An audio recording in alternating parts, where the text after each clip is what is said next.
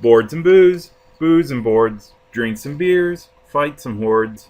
Drank too much, forgot our swords, ran back home, filled our gourds, got drunk again, sang some chords. Boards and booze and boards, with Mickey and Jeb. Teki wa monzen made Jeb, kiteiru. Jeb, what are you doing? I'm reading the rules. Oh, the enemies are at the gate. Jeb, you're the only one that understands Japanese except for the Japanese people. All right. Well, that might not be true. But most of our viewers are probably going to be speaking English, so can we not read the rule book in Japanese? Okay. Or the rest of the game. Yeah. Which leads us to, what game are we playing, Jeb? Well, I don't know. Oh my gosh. The title is in Japanese. Right here. Custom Heroes. Okay, now that Jeb's done being goofy over here. Today's game, Custom Heroes. Yep. It's a AEG game. It's in their Big in Japan line, which I think they're trying to release a few different games that are either Japanese themed or they were made in Japan and they brought them over. And we've got a approximately 15-minute playing time, and that's probably per round because you play this game in rounds. Up to 6 people, and it has ages 14 and up. I feel like that's a high shot at 14 and up is probably definitely could probably go a little bit younger than that. There's no reason why. Yep. So anyways, if you guys didn't know what the game was about, it is a trick-taking game, which we've had experience with one trick-taking game, I think, that we really enjoyed. Yep. And that was Tichu. Yep. So if you're not familiar with that, you're going to learn real quick, but in general, it's basically playing sets of cards and trying to ditch your whole hand. Yeah. So that's kind of what a trick-taking game is. And so that's what this is. And unless you have anything else to say, I guess we'll be back real quick and do components, which will be really fast, and setup, which will be really fast. And then we will be playing a 4-player game of Custom Heroes. Yep. Alright, so let's go over the components for Custom Heroes real quick. There's not too much to go over. So the first thing that we have are the character cards. Okay. So character cards are these cards here. They're numbered 1 through 10. And what you're going to do is you're going to take a set of 1 through 10 per player. So if there's 3 players, you'll have 1, 2, 3 of these sets. And they're going to end up getting shuffled together before you start the game. Next up are card advancements, which are the clearish cards. Okay. So this whole stack is a whole stack of various different effects that you'll be able to potentially upgrade these cards with. We'll in a little bit we'll show you, if you don't already know, how that works. Yeah, which leads into the next thing, the sleeves, which are included with the game. Right. And you use those to sleeve the character cards. Right. So we've already done all that. So these are the entire set of character cards. So since it's a 6-player game, there are 6 sets of 1 through 10. Those are the only ones that get sleeved. These will end up potentially being sleeved into these cards when you play. Next up are the different types of tokens. There are 2 different types. There's victory points, and there are power tokens. Okay, so these red ones, these are your victory points. And these yellow ones, I believe Jeb called them power, or yeah, is power that what tokens. Power, basically, it's the economy in the game. So these yellow ones are basically your money throughout the game. Next up are the player screens. Okay, so here's your player screens. They just have some pretty artwork on it. They have reference on the inside. They're exactly the same except for the artwork on the front. So it really doesn't matter who you have. And like I said, the inside is just a reference.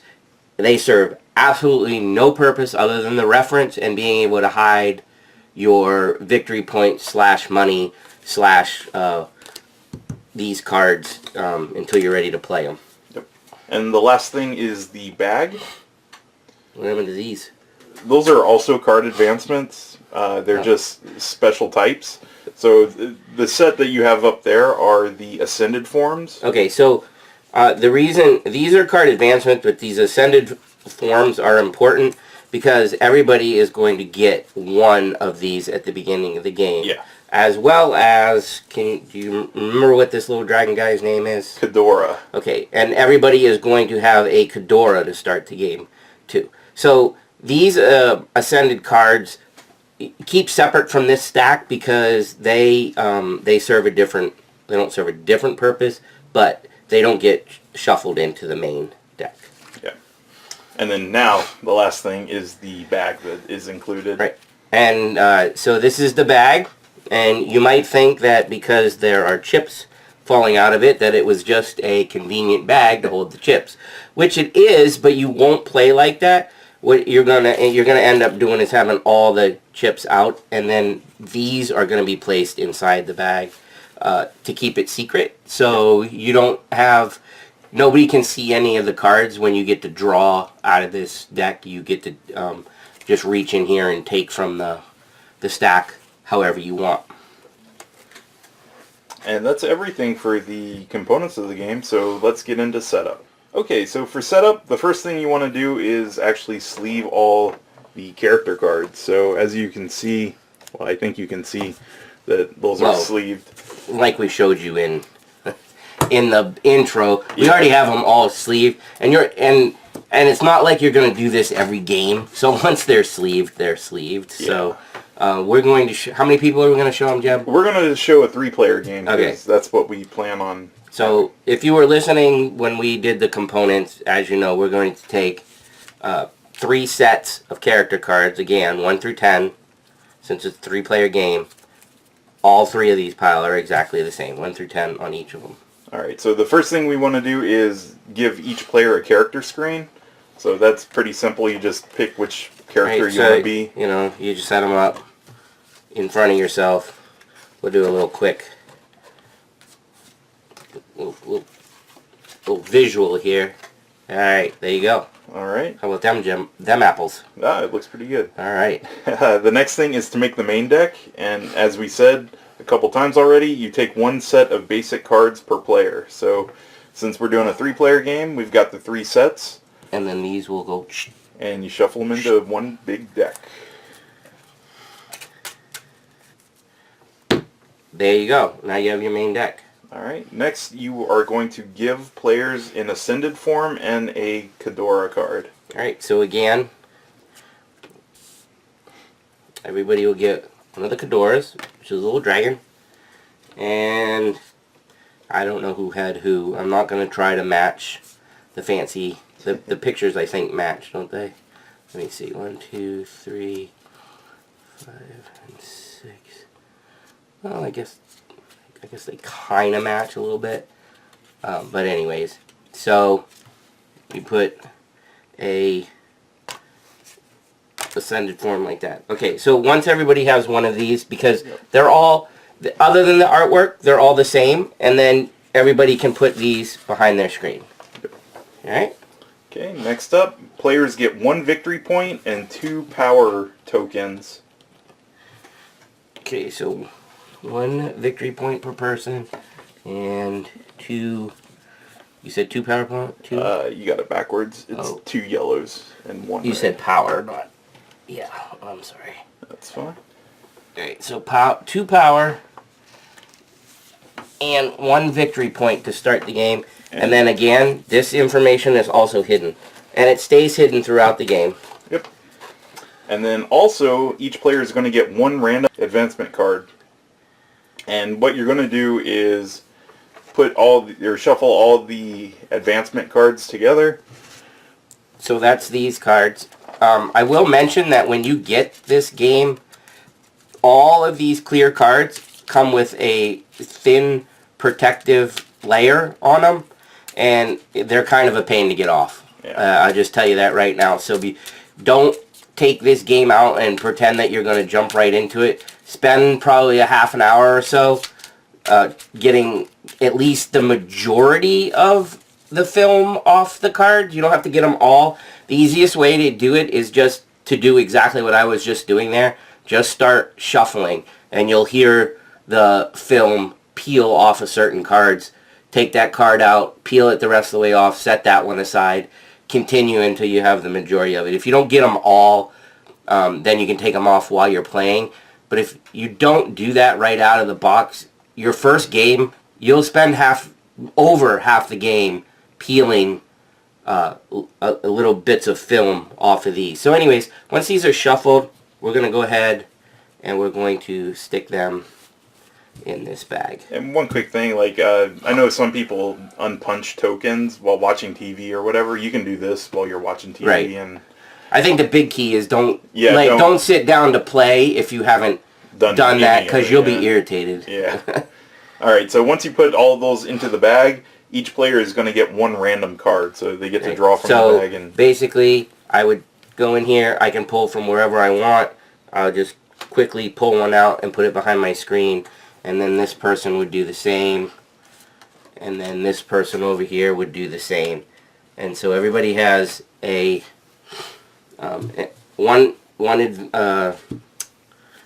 two advancements. One that's basically looks like one of the heroes, the Kedora, and then the random card out of the bag.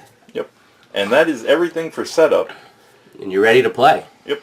Alright, so for gameplay, a quick overview is that the game is played over a series of hands. And the term hands is kind of important. I mean, you can call it whatever you want, but just know when you're reading the rules, they refer to it as hands. And I believe some of the cards actually say hands and stuff like that. So, right. And I think the reason they, instead of using rounds, is because, like, you're trying to get rid of your whole hand of cards, and that's probably why they use it, I'm guessing. I think a hand consists of a series of rounds. So they use rounds and hands. Okay. But, yeah, it's just something you got to keep in mind. What does a hand consist of? It consists of 3 phases. The first phase is the upkeep phase. And what happens there is the deck that we put together is dealt evenly to players. So since there is 3 players in this game, Mickey's going to deal the deck to everybody evenly. So it just means deal out the cards and everybody's going to have the same number. Okay, so I just dealt those out. Everybody would take their hand, put it in their section. Well, I mean, this you would actually be holding in your hand, but I'm just moving it out of the way. And then also in the upkeep phase, players can declare their Kedora effect. And we'll get into that later, but that's just something we should mention now for the upkeep phase. Next up is the main phase. But what's going to happen is, one at a time, players are going to play cards into a communal pile. Right. The beginning player is going to play a set of cards. So, Mickey, if you want to... So, just to reiterate what Jeb said. So, basically what's going to happen is, on your turn, you're going to play some cards. And then, the way the round works is that, eventually, players are going to run out of cards. They won't have any in their hand. The first person that does that is in first place. The second person that gets rid of their card, and in this case, that would be the end of the round, because once 2 people in a 3-player game have gotten rid of their cards, there's only 1 person with a hand of cards left. So let's say that I go first. So on my turn, there are in general to play cards. It's basically you can play sets. So I can play, for instance, I could play, let's see, this one and this one. I could play a pair of 7s. Now, the person that goes after me, to my left, because it does go in clockwise order, unless something changes it, has to play another pair of cards that is higher than a pair of 7s. So they would have to play a pair of 8 or a pair of 9. They don't have to be consecutive. They just have to be higher. So if they can't, they would pass, and then it would continue to the next person. and to the next person, etc., etc. Now, if it passes all the way around and it gets back to the person that started it, they win the whole pile. So let's use, for instance, does Jeb have anything to match that? You picked the worst possible thing to do. Did, okay. It's way too high. Way too high. Not for me. So in this case, Mickey played the pair of 7s. This player does not have a pair of 8s, doesn't have a pair of 9s, and doesn't have a pair of 10s. Right. So they have to pass. Okay. What does this player have? Or did you already look? They don't have. They don't have anything either. Okay, so then it would come back to me, and I would actually get these 2 cards, and we would just set them aside somewhere. You don't actually keep them. Now it would be my turn again. So Mickey starts the next round. And actually, it's actually kind of a cool thing in a way, because now I kind of have an idea of what people have, at least for this first round. If this thing seems boring, this game gets really kind of interesting once we tell you how some of this other stuff works. So I'll start another round with a pair of 6s. Oh, does Jeb not have those either? This person does not have a pair that can beat it, and this person doesn't have a pair that can beat it. So look, Mickey gets this. Right. How about you play a single card, Mickey? Look, there you go. There's a 3. Alright, so this person has a 4, so they can play a 4 on it. And then this person over here, they have a 7 they can play, because 7 is greater than 4. And, oh look, Mickey has a 9.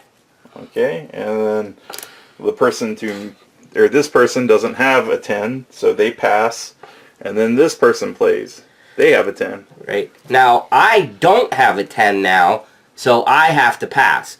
We already know that this person, or at least they let us to believe they don't have a 10, because you don't have to play a card if you don't want to. You can try to figure out what other people have. So, but you already said this person doesn't have a 10, right? Well, they were bluffing. Oh, they were bluffing, okay. Yeah, they actually have a 10, so they can play a 10. All right.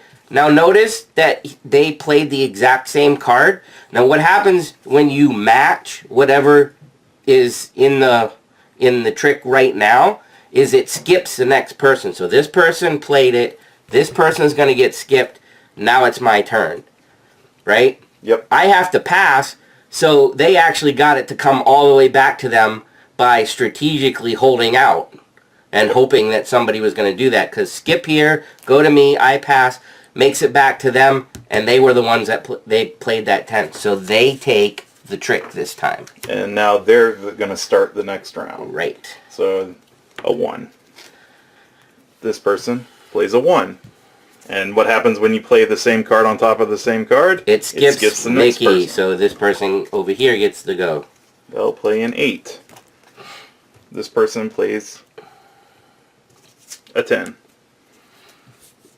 Knowing that Mickey doesn't have a 10. Yep. So I will pass. And then this person passes because they don't have a 10. Now so, they won this time because it got back to them when they started it. Alright, so that's pretty much the basics of the game of just playing the ascending order. It can be a single card, it can be pairs, it can be triples or quadruples. And then the next person has to match that. Obviously in a 3-player game, you're most likely, until other cards come into the game, you're probably not going to see anything more than a triple. Right. But because of combinations that we're going to show you in just a second here, it could be possible. But just keep in mind that if you played other games that are similar to this, some of them have straights and other combinations.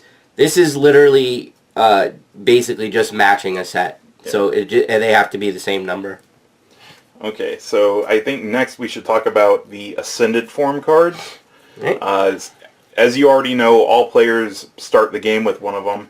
Right. And Mickey, can you read what the Ascended card says? Okay, so the Ascended, the one that everybody starts with, the Ascended card, they all say the same thing, and it says beats all other plays.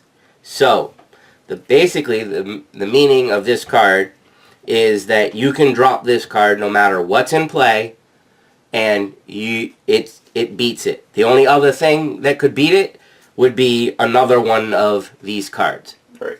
And that includes if there's a triple out there and I drop that card, you could just drop it by itself. I just drop it by itself. Yeah. However, some of these power cards, I'll try to show it to you here.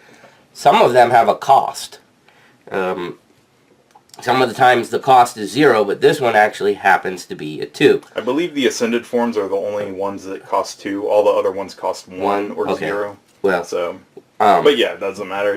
You just got to know that there's a cost to using that card. Right. So, in this case, if it was my turn, and say there was something and I was like, I know what the rest of my hand is, I really, really, really need to take this, or hope that I take this trick so that I can start the next round. Yeah, so this person plays a 5, this person plays a 9, and Mickey doesn't have any 10s. But I really, really want to take this. Like, I want this pile, and hopefully nobody else will use they'll save their superpower. So what I would do is I would take the money, put that back into the common supply.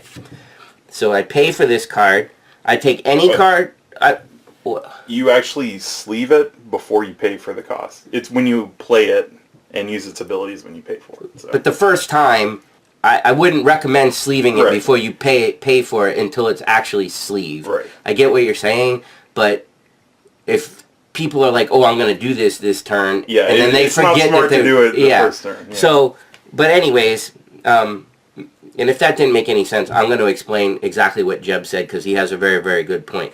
So anyways, I could take any card that's left in my hand. I'm going to take this 5. And I would put this card right under it.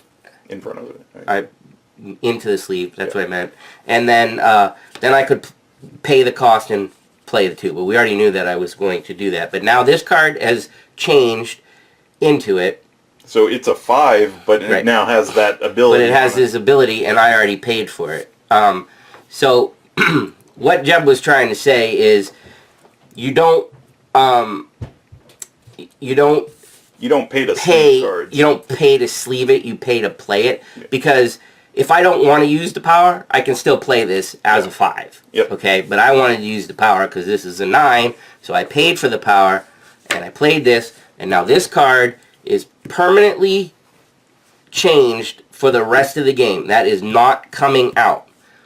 That means that somebody else could get it. That means that somebody could end up with all 3 of these in their hand if they were all in play, and if they had the money, they could pay for it for each one. Now, one other thing to remember when I'm going to go over when sleeving cards is there are some bubbles down here. Now, in this case, we have a blank slate. Yep. All the basic character cards have white bubbles at the bottom. And nothing in these 2 bubbles here either. So when I slide this card into this, it puts a color in one of these bubbles. Now, if I want to put another clear card on this, I cannot cover that one that's already there. So this one's a red? Right. So you can't play any more. No more red. No more reds are going to be able to go in there. He can be modified more with because there's like a green, a blue, and a yellow, I think. So. However, in this card's case, you might get rid of that power if you cover it up. Right. So it's only what you can see, and just keep in mind the cost to play these cards. So let's say I played it, I win this trick. Well, he plays it, and then I gotta wait. Winning. This person decides not to use theirs, so they pass. They're saving it for later. This person is doing the same, so Mickey wins the hand because it got back to him. They could have paid and done the same thing that I did to try to take this, though, if they had wanted to. And again, all these cards are getting put into basically a common pile of cards. I would get to start the next round. I know that a bunch of 10s have been played. I'm going to try to start with a 9 and see if that does anything. Okay. Now this person They have this clear card from the beginning of the game that everybody got a random one. They're going to sleeve this into the number 6. And when they do, it fills the blue bubble. And if you can see here, it has a +7. So what you do is take that number and add the modifier. So it's 6 + 7 is 13. So I can play this as a 13, which beats Mickey's 9. Right. And notice, no cost for that. So all they had to do is sleeve the card. Yep. That's it. They decided to permanently change that card. Now, that this person person can't beat it. And then, well, wait a second. Let's see what they have. I think they have a minus.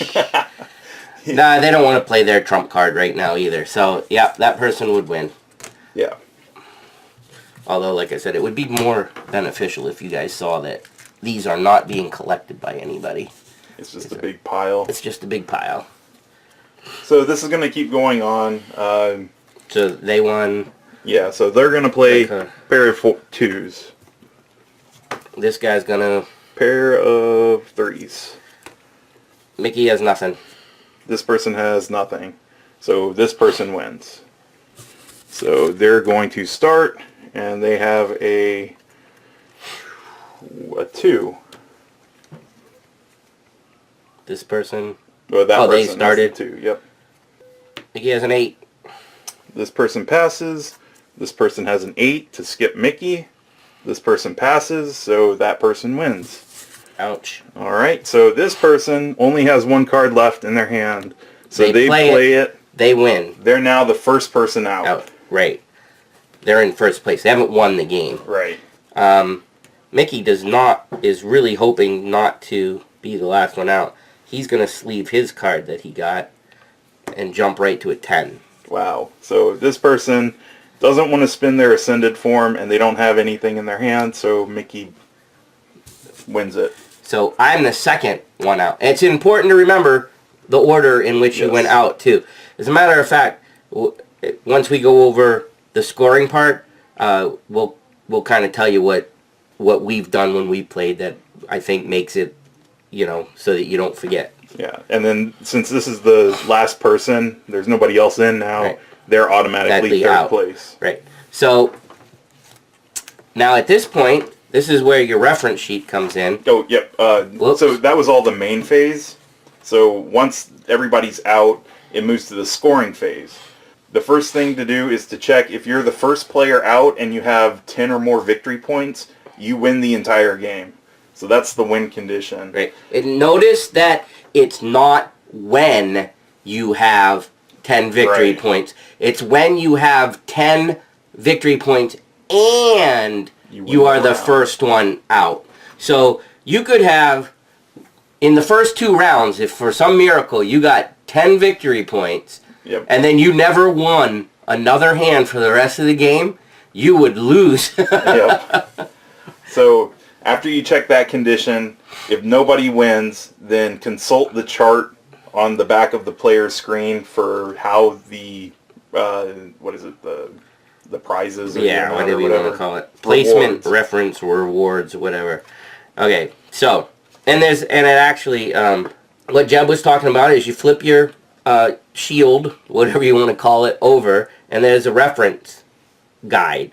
So all you do is you go across, you look to find out on the top, see how many people you're playing with. In our case, it's 3. Yep. And then whoever got first place, they slide along here, and Ooh. they look to see what they get. And they get 5 victory points.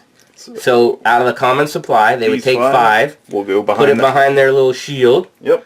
Then they would go over to the money, and they get nothing for Yep. going out first.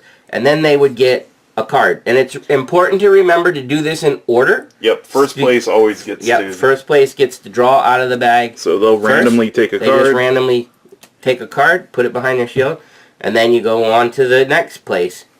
Go to line the second place person, slide across. They get 2 victory points. That would be me in this case. And 1 money.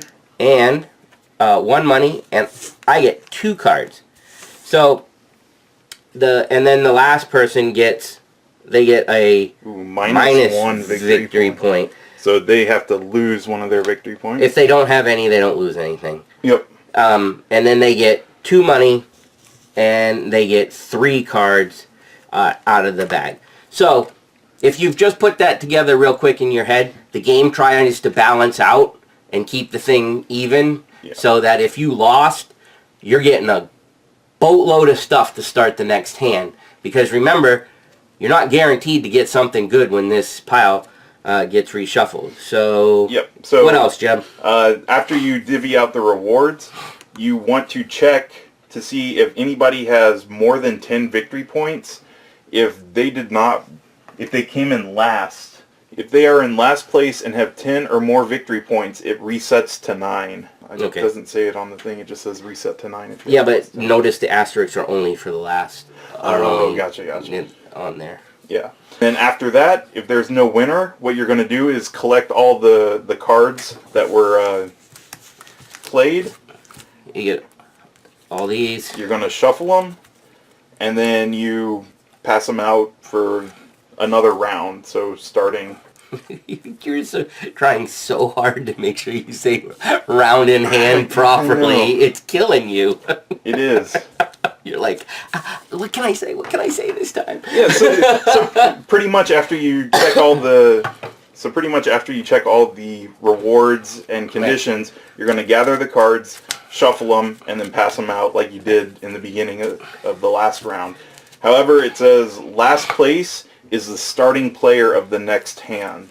Right. And remember, that last place person, they got 3 cards out of this bag. The second place person got 2. This person is down. If they didn't spend anything, they're down to whatever they had previously. If they did spend anything, they could be even lower. And if you didn't notice, these cards in this bag are pretty powerful. Yes. Because not only you saw me convert one to a 10. You saw Jeb add a plus power that made a card a 13. There are also negative ones. Yep. And the sum total is the number of the card. Yep. For instance, so if I had a 7 and I have a -2 and somebody had dropped a 5, I could sleeve that card, make it a 5, and still play a 5.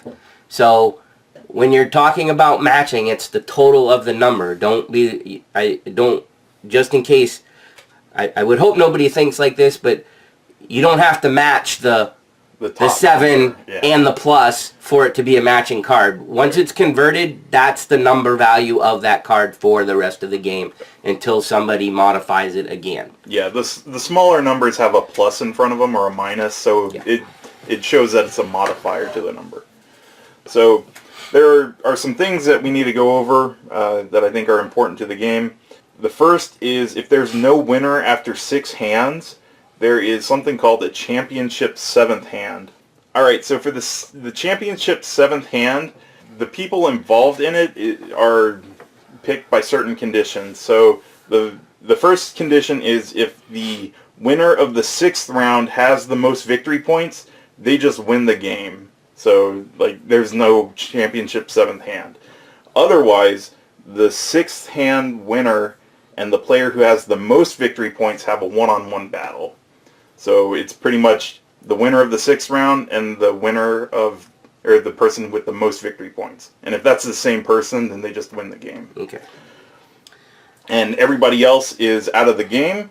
All players who tied with the most victory points also advance into the Championship 7th hand. So if for some reason Mickey wins the 6th round and then me and some other person have the most victory points, then all 3 of us would actually be in the 7th round. So if the leader in the victory points is tied with somebody else, so both of you guys have 12 or something, you both get to play in the victory point round.